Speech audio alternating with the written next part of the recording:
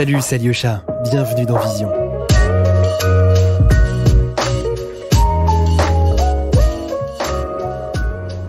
Vous avez sûrement déjà entendu parler d'Adobe Creative Cloud. Avec leurs outils créatifs, vous pouvez sublimer vos images, créer des designs originaux, des dessins et illustrations d'exception. Vous pouvez également monter et partager des vidéos, réaliser des effets spéciaux et animations captivantes.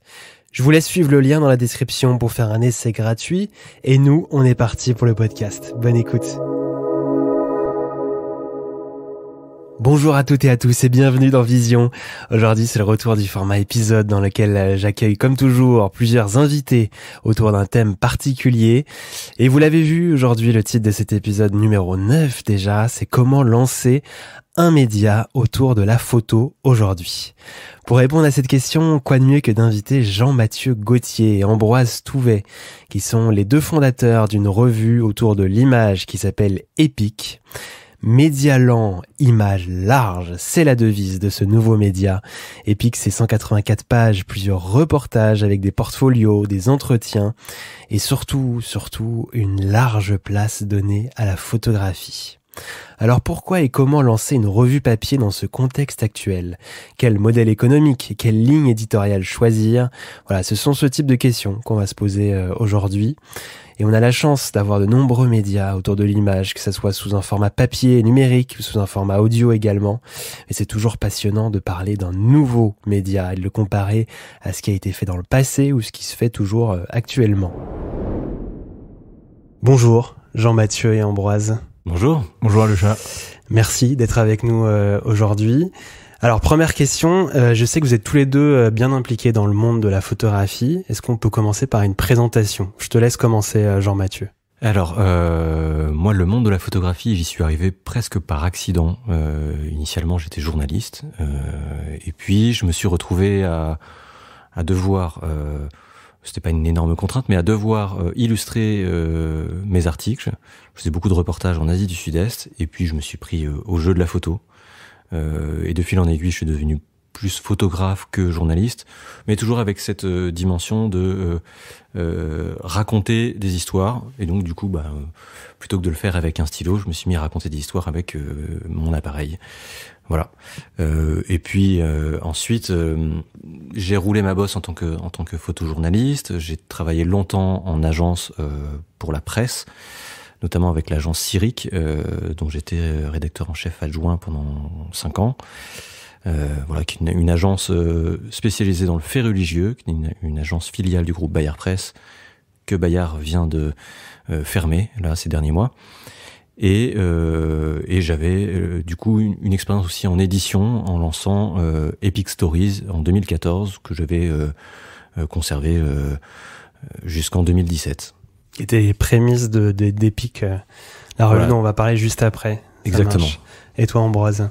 Alors de mon côté, mon père m'a mis entre les mains son Pentax argentique. J'étais en première, je me souviens très bien. Et donc j'ai commencé la photo comme ça.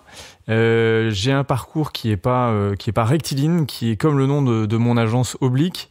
Je suis ingénieur en agriculture de formation. J'ai commencé dans l'ameublement décoration en sortant d'école. Voilà, j'ai déjà fait un petit bond. Et puis, en parallèle, j'avais monté une assoce de photographes amateurs et professionnels et on organisait 2 expos photos par an. Voilà, dans le Marais, juste à côté de la MEP, juste à côté des archives nationales, etc. Et j'ai essayé de professionnaliser cette structure à un moment. Ça n'a pas marché. J'ai mis ça dans un coin de ma tête. Et puis, à un moment, je me suis un peu ennuyé vraiment dans mon boulot et j'ai fait ça. Je me suis dit, allez, je me lance. Et j'ai monté une agence, on va dire, classique, de photographes, à destination du monde de l'entreprise. Voilà, donc Oblique existe depuis 8 ans maintenant. Alors, j'ai aussi cet amour du papier comme là Jean-Mathieu, et c'est comme ça aussi, je pense qu'on s'est bien trouvé. C'est que de mon côté, j'ai édité 5 livres de cuisine, donc des beaux livres avec Larousse, la Martinière et Hachette. Et du coup, voilà, quand on s'est retrouvé, qu'on s'est dit bon, est-ce qu'on travaillerait pas ensemble, il y avait un bon point de jonction. On avait la possibilité de relancer Revue Epic, et puis on s'est dit que c'était le bon moment. Voilà. Parlons d'Epic, justement. C'est une nouvelle revue autour de l'image. À l'heure où la presse papier se meurt, malheureusement, à petit feu, lancer un média dans ce format, est-ce que c'est pas nager un peu à contre-courant pour vous? Je pense pas. Moi, j'aime bien me référer à la devise du New York Times. Hein. Donc, toutes les infos qui méritent d'être imprimées. Ce journal qui a une petite centaine d'années d'existence, ou un peu plus, aujourd'hui, il existe toujours, il est très performant parce qu'il a su s'adapter. Il a su s'adapter aux usages. On le voit aujourd'hui, ils ont lancé un nombre incalculable de newsletters notamment, ils ont des podcasts. Ils se sont vraiment adaptés aux usages d'aujourd'hui, de comment on consomme de l'information. Voilà, ça c'est le modèle du New York Times. Aujourd'hui, ce qui est très important, c'est de s'intéresser aux usages. On regarde un petit peu autour de nous. Moi, j'ai quelques copains qui vont, comme j'habite Saint-Malo, j'ai quelques copains qui vont lire le Ouest France au café. J'ai quelques amis qui sont abonnés à des hebdomadaires, mais pas beaucoup plus. On est dans une génération où on va s'informer essentiellement via les réseaux sociaux, pourquoi pas en s'abonnant à des journaux en ligne. Je pense au Jour, je pense bien sûr au Monde, au Figaro, à Libé. Donc on a un abonnement numérique. Et par moment, le papier manque. Ce qu'on peut observer comme autre usage, et on l'a vu notamment avec les derniers confinements, on l'a vu avec la décision très récente de considérer les librairies ou le livre comme un bien essentiel, c'est que l'objet livre a une vraie valeur, et une valeur qui revient, qui retrouve un petit peu ses marques de noblesse. Alors, on est dans cette observation, on a été dans cette observation du paysage avec Ambroise, et on s'est vraiment dit qu'il y avait quelque chose à envisager autour de la photo, autour de cette génération qui consomme quotidiennement de l'image, notamment via Instagram, via Facebook ou via d'autres applis dédiés à la photo. Et en même temps, cette consommation peut créer un manque, une frustration, parce que consommer de l'image sur écran seulement, on peut pas s'en satisfaire. Et on ne peut pas s'en satisfaire aussi parce qu'il y a cette immédiateté, il y a ce flux constant, cet aspect fugace, et le fait que toutes ces images finalement disparaissent de nos champs de vision. Et le papier, du coup, a une valeur, j'ai un mot qui me vient qui est valeur refuge, quoi, mais c'est un peu ça en fait. C'est-à-dire qu'on va se retrouver dans du papier, on va retrouver quelque chose qui est de l'ordre de la sensualité, de l'émotion, et appréhender sur papier n'a pas du tout la même valeur que celle qu'on va pouvoir presque subir en scrollant sur un écran de smartphone. Oui, moi je compléterais avec c'est quasi physiologique, c'est-à-dire quand on est devant son téléphone ou son écran, je sais pas si vous avez remarqué, mais on a une posture qui est une posture quasi figée. On peut le remarquer quand on est dans les transports en commun, on regarde des gens qui ont leur téléphone et on peut voir c'est très fixé en fait. Et ça crée même des problèmes au niveau des vertèbres. Fixé mais courbé aussi. Ouais, courbé quoi. Penché alors que la posture du livre, physiquement est plus active, et surtout il faut tourner une page, on a l'œil qui va aller comme ça, qui va descendre sur la page, et tout ça crée en fait, même je pense pour le corps, des espèces de mouvements un peu comme des vagues, un peu comme une respiration quoi. Donc je pense que physiquement, on est en train de se rendre compte qu'on a besoin d'avoir ce mouvement physique grâce à la lecture sur papier, quoi. J'imagine que l'élaboration d'une revue comme Epic, c'est une collaboration avec plusieurs métiers, plusieurs artisans de l'image, une réflexion au long cours. Je pense, moi, par exemple, à l'imprimeur, je pense au choix du papier, aux typographies, à la périodicité. Plein de choix quand même qui sont assez importants dans la création. Alors concrètement et chronologiquement, comment on conçoit une revue comme Epic ?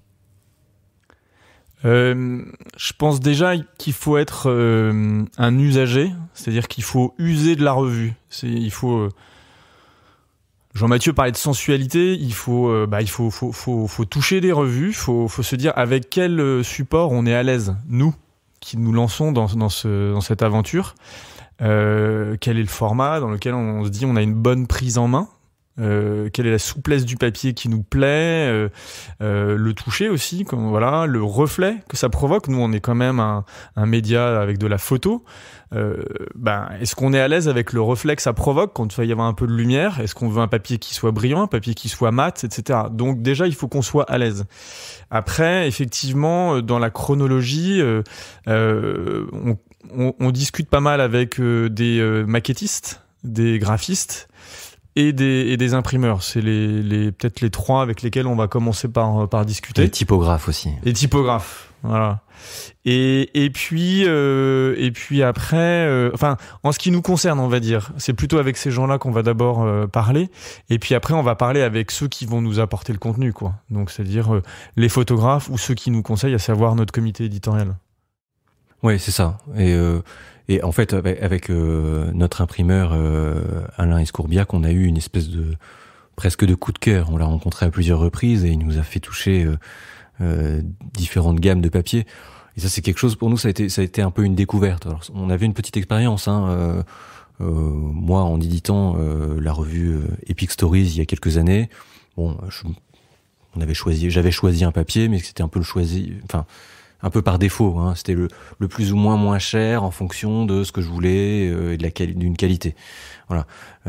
Ambroise, dans ces beaux livres que tu avais édités, c'est pareil, c'était quelque chose qui était presque, il n'y avait pas forcément de notion de choix. Oui, c'est ça, c'était de concert avec les éditeurs, et donc là on a un peu moins son mot à dire. La maison d'édition va nous orienter vers quelque chose et nous dit voilà, vous avez le choix entre 4-5, mais moins. Et là, du coup, on a vraiment eu la possibilité de découvrir qu'en fait, d'abord, il existe un nombre incalculable de papiers possibles et imaginables, que chacun a ses propriétés, son caractère, que chacun peut avoir une incidence sur les images qu'on va mettre dedans. On est sur des images plutôt noir et blanc, il faudra un type de papier en particulier, ou des images plutôt couleur, il en faudra un autre. Et quand on est dans une revue où on va publier à la fois des travaux en noir et blanc ou en couleur, du coup il faut pouvoir trouver aussi un juste milieu par rapport à ça. Voilà. Tout ça a été une expérience qui a été vraiment, ça a été quelques semaines de découverte. On était vraiment comme des gosses en train d'apprendre un nouveau truc, quoi, le papier, quoi. Alors, on va s'intéresser à quelque chose de très précis dans la revue Epic, c'est la reliure. Moi, c'est un truc qui m'a fasciné, parce que c'est un choix très précis pour qu'on puisse ouvrir la revue, qu'on puisse voir les images entièrement. Je trouve que c'est intéressant pour beaucoup de photographes, de créatifs, par exemple, qui veulent faire des auto-éditions. Ça se fait de plus en plus. Est-ce que vous pouvez nous en parler de cette reliure-là ? Oui, alors effectivement, ça a été aussi un grand questionnement au début. Comment est-ce qu'on va pouvoir présenter nos doubles sans que soit il y ait une cassure sur le milieu de la photo, soit que le papier revienne, il rebouffe, il remonte. Et donc, en fait, c'est pénible parce qu'à chaque fois, on est obligé de mettre les deux mains. Enfin, c'est pareil, il faut parler très bien, oui. Physiquement, on est obligé de mettre les deux mains ou une main pliée sur les deux pages pour avoir la vue d'ensemble. Là, on a choisi un dos cousu, avec couture apparente en plus, qui nous permet de mettre à plat sans casser l'impression, sans casser l'encre, et en même temps de pas avoir sans cesse à appuyer sur la revue pour la remettre bien à plat, quoi. Et en plus de ça, quand on referme la revue, on n'a pas ces espèces de... Voilà, quand vous la regardez sur la tranche, on n'a pas ces écarts qu'on voit quand on a trop forcé, quoi. Donc elle revient à peu près à un niveau normal. Toutes les pages sont à même niveau. Donc ça a été une réflexion. Un parti pris aussi parce que en fait, on s'était dit on va sur la reliure, on va pouvoir imprimer des trucs par-dessus, etc. En fait, non, parce que le cahier... forcément va avoir une couleur, il n'est pas blanc, donc on peut pas imprimer sauf en rajouter plein de colle, et donc on fait avec, c'est-à-dire que notre tranche, notre dos c'est un dos qui fait très brut, quoi, très industriel, voilà. Et ça surprend, hein. On a eu beaucoup de retours de lecteurs qui peut-être n'avaient pas vu ou entendu les communications qu'on avait pu faire sur ce point, et qui du coup nous disaient que tiens, c'est bizarre, ma revue est arrivée abîmée, je sais pas quoi. Donc on a eu un petit travail aussi pour les rassurer. On a eu d'autres qui d'eux-mêmes nous ont dit tiens, c'est bizarre, j'ai ouvert l'enveloppe, j'ai vu qu'il y avait un problème sur le dos, ou il m'a semblé voir un problème sur le dos, et j'ai ouvert la revue, je l'ai posée à plat, et là j'ai compris pourquoi il y avait ce dos avec cette couture apparente. Parce que voilà, la possibilité d'ouvrir à plat et de voir une photo en grand, en plein format. Et c'est vrai que nous, on fait le choix de montrer les photos vraiment en grand, parce que on veut aussi contrebalancer encore une fois, cette frustration de l'image toute petite sur un écran avec une lumière bleue dégueulasse. On veut pouvoir se dire que là, on va pouvoir profiter pleinement du travail d'un photographe. Et pour ça, rien de mieux qu'une double page. Les doubles pages, en fait, les seuls endroits où on en voit, c'est dans les magazines, nos hebdomadaires. Et on les voit sur ces hebdomadaires, c'est des doubles pages, mais c'est pas la même qualité de papier, c'est pas la même sensualité. Donc là, en fait, on arrive à combiner le bonheur d'ouvrir un livre avec un papier qui est d'une qualité exceptionnelle, et en même temps la possibilité d'une double page comme on peut en voir dans des grands magazines. Et un papier qui est fabriqué dans le Périgord. Donc ça, c'est aussi un choix qu'on a fait. Notre imprimeur est toulousain, et le papier est du Périgord. Donc c'est un vrai parti pris, quoi. Voilà. Travailler avec des locaux, c'est important pour vous? Travailler avec des locaux, c'est important pour nous, oui. En fait, je pense que c'est une tendance de fond où on se dit, mais pourquoi est-ce qu'on est obligé d'aller chercher à l'autre bout du monde, où, bon, pour le papier, c'est plutôt à l'autre bout de l'Europe, ça va jusqu'à la Pologne, Espagne, Italie, beaucoup. Alors qu'on a des compétences dans le domaine de l'imprimerie, de l'impression, de l'industrie du papier en France. Et puis c'est préparer aussi, c'est du long terme, c'est-à-dire qu'on prépare aussi les emplois de demain, on maintient un savoir-faire, voilà. Est-ce que les coûts sont plus élevés? Je pense par exemple aux vêtements, les gens qui lancent des marques de vêtements, souvent ils vont aller au Portugal ou dans d'autres pays. Est-ce que c'est pareil pour le Bien sûr. Bien sûr, c'est vraiment. Non, on peut être transparent là-dessus. C'est, je pense, 20 à 30% plus cher. Ouais. Voilà. Donc pour nous, ça a été un vrai choix. La calculette n'a pas apprécié, mais on s'est dit qu'on le faisait quand même parce qu'en fait, ça sert à rien de se lancer dans un truc sans conviction, et donc voilà. Donc là, on assume. On assume. Et on assume aussi le fait de pas mettre de publicité dans notre revue. Bon, on va en parler de ça justement. On va rester un peu dans le côté économique d'Epic pour ensuite parler d'image, bien sûr. Donc comme tu dis, Ambroise, c'est une revue sans publicité. J'ai vu que vous aviez fait un KissKissBankBank, donc une plateforme de financement participatif. C'est important quand on commence un média, peu importe quel qu'il soit, d'avoir un modèle économique. Sur quel modèle vous êtes basé, vous, de votre côté? On s'est basé sur le modèle de l'abonnement. Voilà. En tout cas de la commande. On va plutôt utiliser le terme de commande. Commande soit au numéro, soit à l'abonnement. On a fait le choix, en ayant discuté, en se disant, on est des petits poussets, on n'a pas l'assise financière de grands groupes, et donc on peut pas se permettre de lancer quelque chose qui va être distribué en kiosque, avec aussi un raisonnement double qui est celui de qui dit distribution en kiosque, sauf succès éclatant, il reste on a des exemplaires sur les bras, quoi.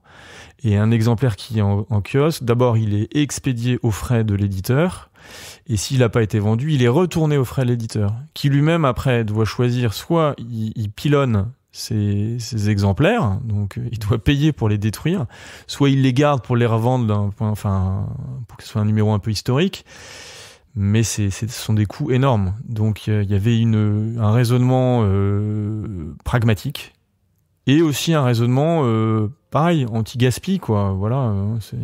Oui, parce que tout ça en fait, il y a des incidences écologiques qui sont quand même très très importantes. Hein. c'est pas seulement l'impression ou un grand tirage, c'est aussi le nombre d'allers-retours, la plupart du temps en camion, du coup, que va pouvoir faire cette revue avant d'arriver vers son lecteur, quoi. Et du coup, l'impression en kiosque et une non-maîtrise des stocks a une incidence qui est vraiment pas négligeable. Est-ce que ce modèle économique peut évoluer? Par exemple, je sais pas, je pense à placer un tirage dans une revue, faire une revue avec une édition spéciale et placer un tirage 20-30, quelque chose comme ça. Je sais pas, j'ai des idées en tête. Oui, c'est quelque chose qu'on a en tête, qui nous avait été, on avait fait avant de nous lancer, on avait fait un sondage en ligne. On avait lancé ça sur les réseaux sociaux, ou, voilà, on avait envoyé quelques mails ici ou là. Et effectivement, certaines personnes nous ont demandé si on pouvait, si on envisageait de faire un tirage de tête, voilà. On l'envisage encore. On n'y est pas parce que là, on est dans énormément de questions logistiques, de questions on est deux et c'est assez dur à assumer pour l'instant. Donc voilà, tous les projets, il y en a, mais on essaye de les envisager. Voilà, chaque chose en son temps. Ouais. On est deux et en fait, on a aussi été un peu dépassé par le succès du premier numéro là, et qui est toujours en vente. Et donc effectivement, il faut qu'on passe les paliers, qu'on passe les haies de manière, si on veut que ça soit pérenne, de manière un peu réfléchie, quoi. Voilà. Vous écoutez Vision, podcast de la photographie contemporaine. Vous avez un comité éditorial composé de plusieurs photographes, plusieurs acteurs et actrices de ce monde de l'image. Pour en citer quelques-uns, on a par exemple Cyril Abad, qui est photographe documentaire et de rue, Wilfried Estève, photographe et directeur du studio Hans Lucas, Chloé Kermès-Osmen, qui est consultante en photographie, éditrice, ou même Cédric Roux, par exemple, qui est photographe de rue, qu'on va sûrement interviewer d'ailleurs un peu plus tard. Pourquoi ce choix d'un comité? Comment ça se déroule, cette sélection d'images? Pourquoi ce choix d'un comité? C'est assez simple. Quand on est deux, on a un regard sur la photo en général. On discute entre nous, c'est super. Mais parfois, ça peut confiner à l'entre-soi. Et cet entre-soi, on n'en veut pas. On a besoin d'être des découvreurs. C'est vraiment une des vocations de cette revue, c'est d'être une revue qui va mettre en avant des nouveaux talents. Et donc en fait, tout simplement, on a besoin de regards supplémentaires, on a besoin d'expérience et de gens en qui on a une grande confiance. Voilà, toutes ces personnes que tu viens de citer, voilà, sont des gens qu'on connaît depuis plusieurs années, en qui on a confiance. On a confiance dans leur regard, on a confiance dans leur capacité à nous aider à trouver des nouveaux talents.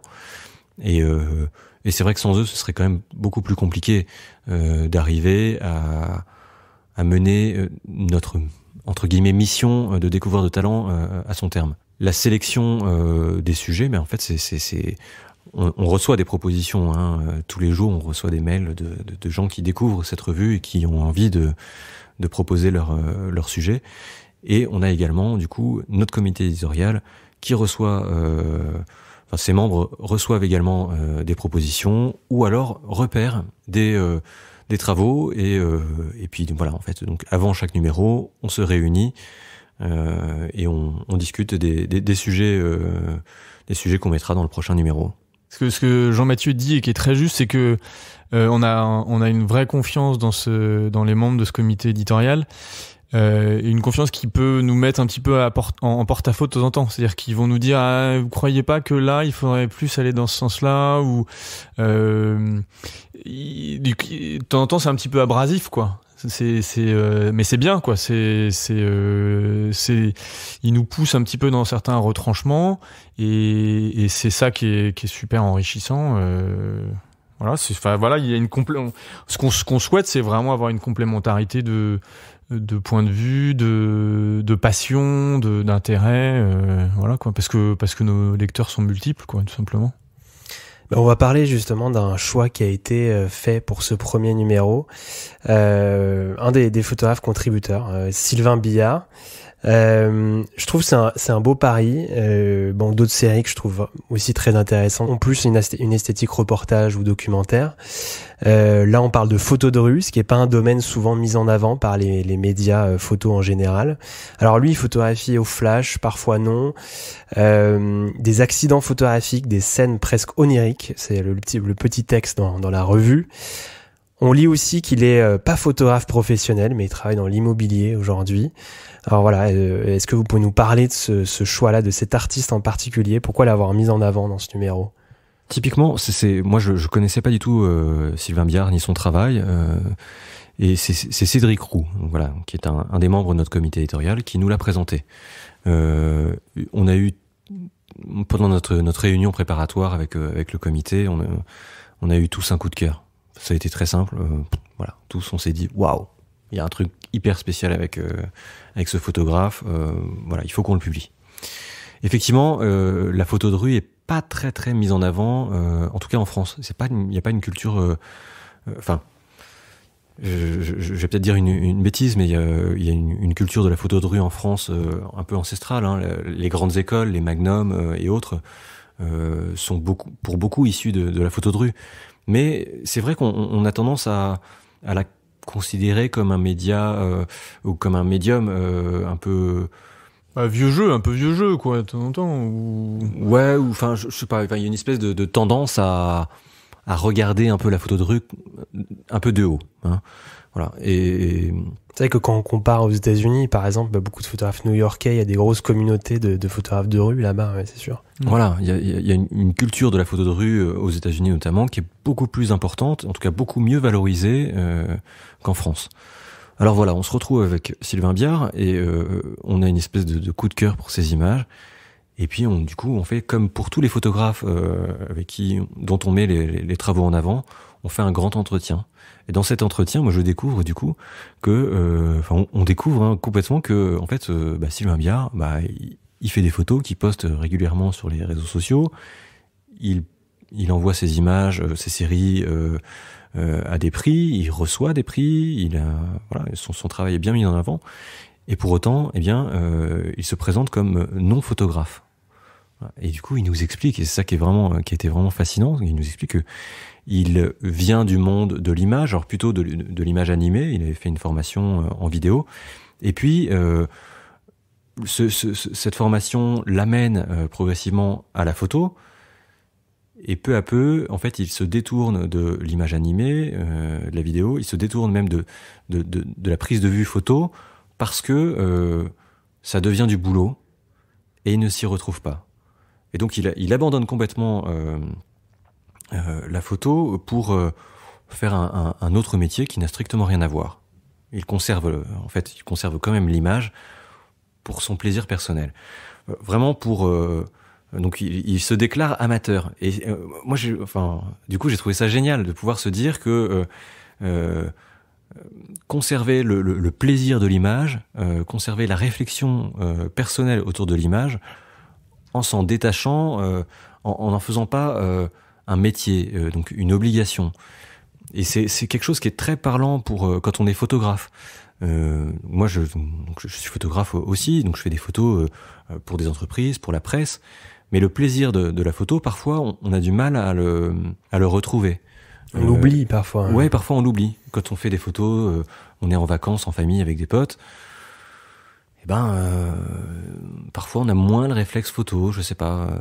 Et il faut trouver des trucs pour retrouver du vrai plaisir pur. Et voilà, donc on est tombé sur un photographe qui, lui, par presque conservatisme, par un besoin de pureté, a fait ce choix assez radical d'abandonner la photo en tant que gagne-pain pour ne la conserver que en tant que plaisir. Alors on en parlait un peu au début. Epix, c'est une revue qui, en tout cas vous voulez renouer le dialogue avec les réseaux sociaux comme Instagram. Vous avez par exemple une catégorie dans la revue appelée Canva qui rassemble des images sélectionnées, notamment via Instagram, via un hashtag.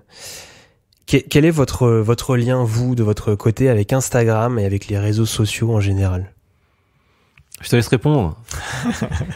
Il est vache là parce que ouais, voilà. Moi, je suis un peu rétif vis-à-vis des réseaux sociaux. C'est-à-dire que bon, Facebook, voilà, je suis sur Facebook, je suis sur LinkedIn d'un point de vue pro, mais pas sur Twitter, pas sur Insta, pas sur Snap, pas sur voilà. Peut-être que je suis très avare de mon temps, ou en tout cas j'ai envie d'arriver à bien un peu le maîtriser, quoi. Je veux pas me laisser déborder par des médias qui sont phagocyteurs de temps, justement, parce que j'ai l'impression que ça prend un peu de ma liberté. Mais grâce à Jean-Mathieu, j'ai découvert comment est-ce que je peux appréhender ces supports de manière un peu plus raisonnée. Donc merci Jean-Mathieu. Ouais, je t'en prie. Et Instagram par exemple, je m'attacherai plutôt à ce réseau que j'ai découvert. Je trouve que c'est super parce que ça donne une température de l'air du temps, quoi. Clairement, si je le résume, c'est ça. C'est du coup, je vais boire un peu, je vais m'abreuver à cet air du temps et je vais en tirer ce qui est bon, pour moi. Et puis, ce que je pense être bon pour les autres aussi. Toujours avec cette idée de la mesure. C'est-à-dire, comment est-ce que je peux l'utiliser avec mesure? Voilà. Et donc, si je l'utilise avec mesure, j'utilise c'est bien fait, quoi, en gros. Pour nous, c'est une source. Ça permet de dénicher des talents. Et puis, ça permet surtout en plus de prendre la température, de créer une communauté. Il y a une communauté qui est prête qui a le temps d'avoir le support papier. Et puis il y en a une qui n'a pas forcément le temps, juste parce que, je sais pas moi, ils se déplacent beaucoup, parce que le soir il y a la vie de famille, etc. Et donc, par contre, ils ont envie de suivre sur le réseau social, quoi. Voilà. Donc, je sais pas si je réponds. Oui, bien sûr. Ouais. Toi, Jean-Mathieu, t'as un rapport un peu plus, un rapport différent à Instagram. Ouais, alors moi j'ai un rapport qui reste en fait très ambigu, très ambivalent. Pour moi, Instagram, c'est vraiment la machine à frustration. Vraiment dans toute sa splendeur, c'est un truc d'abord parce qu'il y a cette espèce de forme d'addiction dont on a du mal à se défaire, et puis surtout en fait la frustration elle provient du fait que c'est tout petit, on se flingue les yeux, on découvre plein de photos, plein de photographes, plein de nouveaux talents, et en même temps on les découvre pas pleinement. Et ça, parce qu'on scrolle en fait. Hein, on scrolle et puis c'est tout petit, quoi. Vraiment, on est avec son pouce là. C'est vraiment frustrant en fait. Et c'est pour ça que vraiment le besoin de papier, moi c'est un tel bonheur là d'aller sélectionner les images en me disant celle-là dans une double page, ça va péter. Ce que je vois là sur mon petit écran, ça a l'air pas mal. Mais sur une double page, ça va vraiment avoir de la gueule. Je pense que c'est une discussion de toute façon qu'on a beaucoup dans le monde de la photographie, c'est comment utiliser les réseaux et Instagram à bon escient, quoi. Ouais. Ce trop plein d'images, est-ce que c'est de l'inspiration? Est-ce qu'on copie parfois parce qu'on voit toujours les mêmes types d'images et on a envie de créer ce style-là?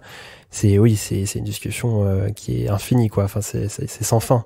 Tu voulais rajouter quelque chose, Ambroise? Ouais, je voulais rajouter quelque chose. Je trouve qu'il y a forcément un côté très positif des réseaux sociaux. Je dirais presque qu'ils nous permettent aujourd'hui encore plus avec ces situations qu'on vit de confinement et donc de seules fenêtres sur le monde, ou seuls voyages sur le monde qui sont les écrans, puisqu'on peut plus se déplacer. Comment dire, de nous révéler quel est notre rythme humain. Je parlais de physiologie, j'en reparle. C'est-à-dire que nous, on n'a pas choisi par hasard le leitmotiv média lent, image large. Média lent, parce qu'en fait, la vie d'un homme, c'est quand même sur du temps long.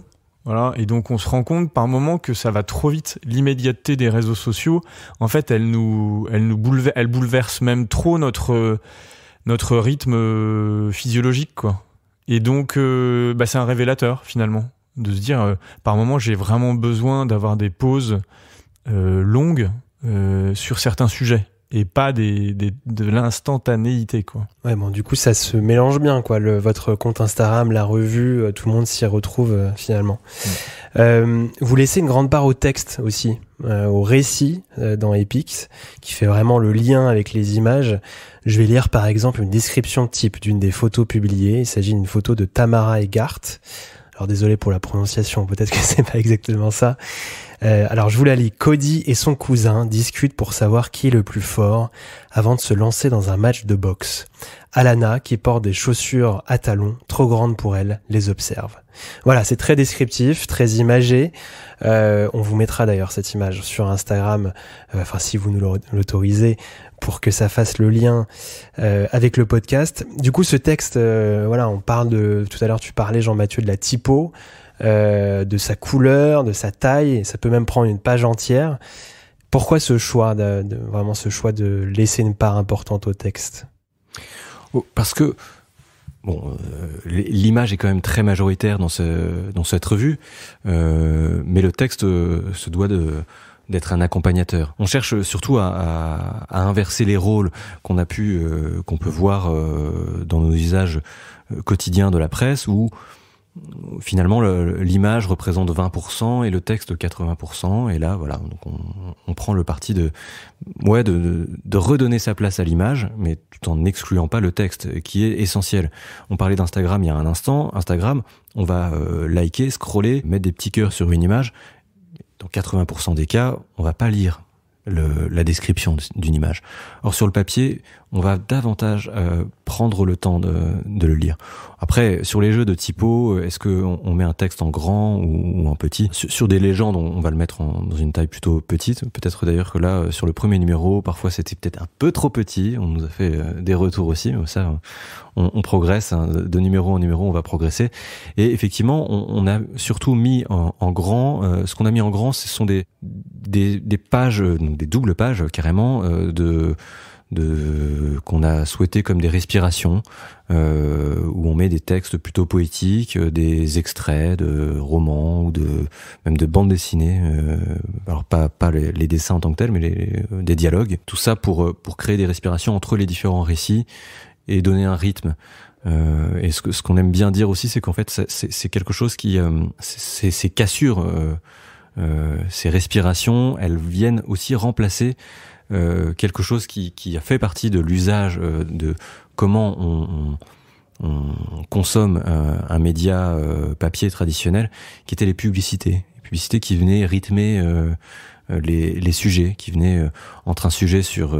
je prends par exemple un Paris Match, qui est un journal d'excellente facture, mais plutôt très populaire, et qui va s'adresser à énormément de gens. On va retrouver un sujet sur les rois et les reines, et puis un sujet sur la bataille de Mossoul. Bon, voilà, ça date un peu, pardon. Mais et pour faire la transition entre ces deux sujets, on va rien trouver de mieux que de mettre une publicité de bagnole. Voilà, c'est un peu... Je caricature volontairement, je force le trait, mais voilà. Et nous, on s'est dit, on va pas mettre on ne met pas de publicité par conviction, et du coup, on va mettre autre chose, on va mettre de la poésie. Et c'est beaucoup plus agréable, c'est beaucoup plus léger, et on va lui donner une belle place, on va la mettre en grand, avec des belles typos qui claquent, et qui vont donner envie de lire ce texte, s'en imprégner. Vous écoutez Vision. Suivez-nous sur Instagram pour plus de news et de photos. Alors Ambroise, tout à l'heure tu parlais du temps avec ton rapport avec Instagram. Justement, parlons de temporalité par rapport à votre revue. Vous avez une rubrique en lien avec Disturb, qui est un média porté par Pierre Terjman qu'on a interviewé. Est-ce que vous pouvez nous parler de cette rubrique-là ? Effectivement, c'est le seul lien avec l'actualité qu'on va pouvoir trouver dans cette revue. Effectivement, on est une revue donc trimestrielle. On n'a pas forcément vocation à parler des trains qui arrivent en retard ou à l'heure. On n'a pas vocation à parler de ce qui vient de se passer. Hein. Et puis de toute façon, en fait, on veut mettre en avant des récits de photographes qui prennent le temps d'explorer des sujets. Mais pour autant, on voulait pas être totalement déconnecté des réalités, et on avait à cœur d'avoir un seul lien avec ce qui se passe aujourd'hui dans notre pays ou dans le monde. Et on a choisi de travailler avec l'association Disturb, qui est connue pour sa capacité à décortiquer des faits d'actualité pour les amener à la connaissance de publics plutôt jeunes, donc ils interviennent essentiellement dans les collèges, dans les lycées, et à partir d'un fait d'actualité, ils vont amener des personnes à comprendre une situation à partir de l'image. Donc on a dans chaque numéro une image réalisée par un photoreporter et décortiquée par nos amis de Disturb dans une forme de fiche pédagogique. Alors on pose souvent la question du lien entre la musique et la photographie dans notre format qui s'appelle Vision. C'est marrant parce que vous aussi vous avez une rubrique qui s'appelle Morceaux choisis. Vous allez demander aux contributeurs et aux contributrices de la revue des titres de musique. Donc là les rôles s'inversent, c'est à votre tour de nous donner des musiques qui vous ont accompagné ou qui sont en lien avec la photographie pour vous. Je vous laisse répondre à ça. Je sens que c'est une question piège. Ambroise, est-ce que tu as une idée ? J'ai des musiques assez éclectiques quand je travaille en musique. C'est assez rare d'ailleurs, parce que j'ai plutôt tendance à être déconcentré. Mais voilà, je peux vous dire par exemple que le mix Bon Entendeur avec Pierre Bachelet, ça c'est un truc qui me porte pas mal. Dominique A, Les Enfants du Pirée,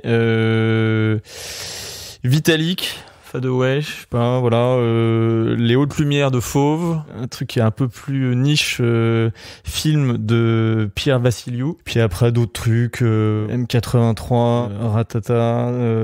C'est pas mal déjà, hein. Ouais, on a beaucoup d'inspiration. C'est très, c'est un gros pot pourri, quoi. D'accord. Toi, Jean-Mathieu, ton rapport à la musique ? Alors moi c'est en fait exactement ce besoin de cette idée, cette envie dont on avait discuté auparavant de créer cette rubrique, c'est parce qu'effectivement moi j'écoute de la musique quand j'édite mes images. Et à ce moment-là, je peux m'écouter un album et je peux l'écouter en boucle pendant une semaine, la semaine où je vais éditer le reportage que je viens de réaliser, voilà. Et donc là, ça va être du Mumford & Sons, Benjamin Clementine, du Ray Charles, mais ça va être vraiment en boucle le même artiste, mais comme un idiot là, vraiment pendant 3 jours, 4 jours, 5 jours, je vais écouter le même truc et puis après je passe à autre chose. Là sur ce numéro-là, en fait c'est très simple, j'écoutais rien du tout, mais par contre on s'est beaucoup mis à écouter les playlists que nous envoyaient les photographes au fur et à mesure. Donc j'ai découvert plein d'artistes, c'était top. Donc c'était vraiment en ça la création de cette rubrique, ça a été une vraie découverte. C'était plutôt cool aussi de pouvoir découvrir les playlists des uns et des autres. Et je sais pas, c'est Sylvain Biard, il m'avait fait c'était le premier à nous envoyer une liste comme ça, mais en 2 secondes quoi. On sentait qu'il avait lu un rapport à la musique, mais hyper pointilleux et sa playlist était top. Ouais. Ça se ressent dans ces photos, hein, le lien, le rythme qui crée aussi entre ces photos, en tout cas que vous avez créé aussi dans la revue Epic. On reste dans un format audio. Moi, j'ai quand même, ça a été assez compliqué de créer le lien entre l'audio et le format visuel. Vous avez l'intention de créer un podcast à partir du 2e numéro, c'est bien ça ? Oui. Alors, est-ce que vous pouvez nous en parler de ça ? Alors, on peut en parler, mais on est encore donc le 2e numéro, on a commencé à le travailler, donc on a sélectionné nos photographes, les editings sont quasiment bouclés, on a commencé à pas mal échanger avec les 4 photographes qui seront publiés dans le numéro 2, et en fait du coup on envisage un format de podcast assez court où chacun va nous décrire ou nous raconter par le menu l'histoire, les coulisses et toute l'émotion qu'il peut y avoir autour de une image issue de leur reportage. C'est un petit peu comme, je sais pas si vous voyez les négatifs des pellicules, quoi, où on voit le choix, l'editing qui est fait sur la péloche elle-même. Donc il y a des croix rouges sur les images qu'on retient pas, mais qui ont été prises, je sais pas, 5 secondes avant celle qui est choisie, quoi. Et c'est un petit peu de ça on a envie de parler un peu de ça. C'est à quel moment il y a eu l'instant décisif, le clic, qui fait qu'on a retenu telle ou telle image. Et ça, c'est quelque chose que pas mal de lecteurs nous avaient déjà confirmé quand on avait fait ce questionnaire. C'est connaître un peu l'arrière-scène de l'instant décisif, quoi. C'est un peu ça pour résumer. Oui, en fait, enfin, ça correspond très précisément à l'ADN de cette revue, où vraiment l'entretien qui suit les récits photos qu'on va présenter, cet entretien qui court sur 4 pages à peu près, c'est vraiment ça. C'est vraiment le photographe va raconter son parcours, comment il est devenu photographe. Alors, Ambroise, tu parlais d'instant décisif, mais en fait, on va aussi parler de l'instant décisif d'un photographe. C'est-à-dire à quel moment il s'est senti photographe. Voilà. Et donc il va nous parler également de son sujet, des galères qu'il a pu rencontrer, des moments de doute ou des moments de joie, etc. On va bien sûr aussi avoir une partie qui va nous amener à plus de compréhension de ce sujet. Il faut rester un petit peu journaliste par moment. Et là, du coup, on va demander, dans un format audio, un petit focus sur une image. Voilà, une image qui va nous permettre de rentrer vraiment dans l'intimité du photographe. Bon, on écoutera ça. Alors pour finir, comment voyez-vous le futur de la photographie, particulièrement le futur de la photographie dans un format papier, et puis votre futur à vous, Epic? Jean-Mathieu, je te laisse commencer. Merci. C'est difficile de se projeter. Moi, je pense qu'on va toujours continuer. On a un besoin d'image qui est toujours exponentiel. J'aimerais que ce besoin continue de se traduire davantage par du papier, parce que j'expérimente depuis plusieurs années que c'est vraiment sur papier qu'on peut goûter au mieux l'image. Que sur des écrans, on goûte, mais on ne fait que goûter. Ça, c'est vraiment un peu mon obsession.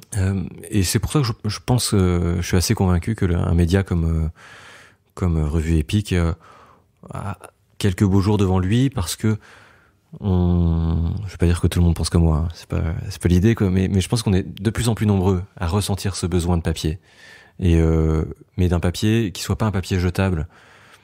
On s'est habitué pendant des années à consommer de la presse. Vraiment, j'emploie le terme consommer à dessein. Je consomme, ça veut dire que je jette derrière. Nous, on a voulu créer une revue qu'on garde. La photo, c'est une mémoire du temps. C'est dommage de la laisser soit mourir sur des papiers qui vont servir à allumer le barbecue, soit encombrer des serveurs,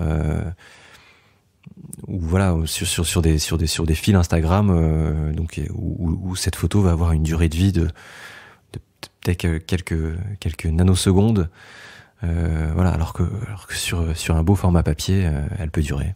De mon côté, alors forcément, je suis enthousiaste sur l'avenir du papier, sur l'avenir de la photographie.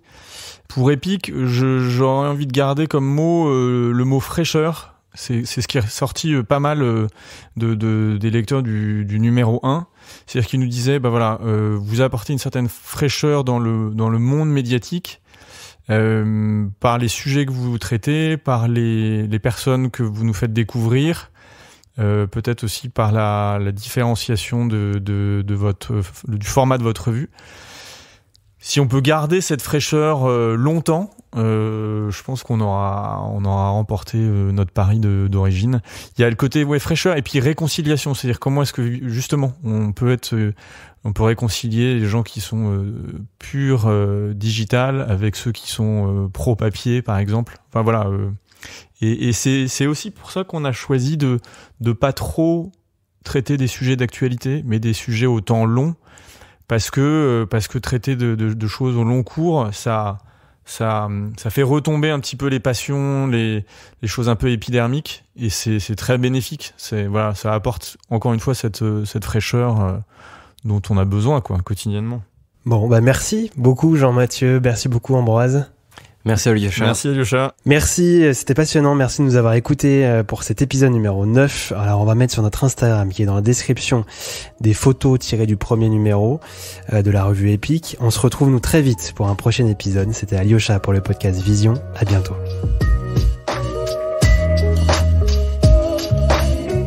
Merci d'avoir écouté Vision. Vous pouvez nous laisser une note et votre avis, vous abonner, partager le podcast autour de vous. Il y a aussi la possibilité de nous soutenir sur Patreon, plateforme de financement participatif. pour vous aussi faire partie du podcast, comme Stéphane, Isabelle ou Antoine par exemple. Le lien est dans la description. Merci et à très vite pour un prochain podcast.